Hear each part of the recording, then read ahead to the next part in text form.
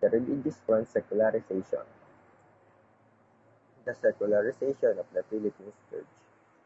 In the 16th century, there was persisting issue that happened aside from the need to secure political and social reforms, and this is the secularization of the Philippines Church. Secularization is this association or separation from religious or spiritual concerns, and this involved the Catholic clergy in the Philippines. The Council of Trent of the Vatican specified the division of both regular and secular priests. There were 5 priests that belonged into different religions during the beginning of Spanish colonization, namely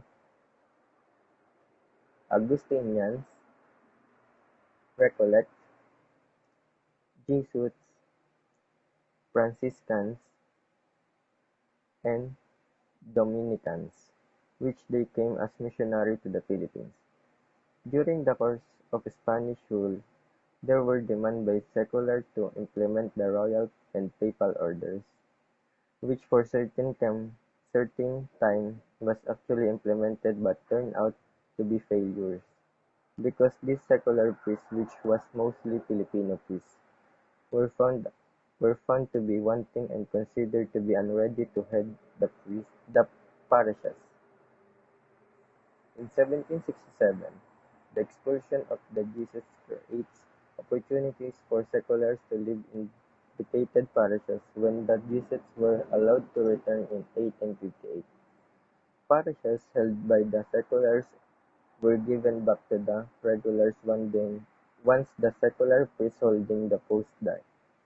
A reverse secularization the churches happened where the parishes held by the seculars were reverted to the regulars.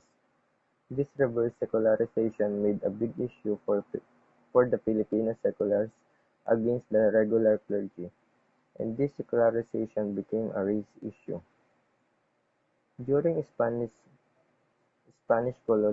colonization, Peninsulares is the name given to those Spaniards in the Philippines who were born and grew up in Spain, while Spaniards born in the Philippines were called Filipinos. This issue was between Spanish regular versus the Filipino seculars. Filipino priests like Pedro Pablo Pelaez,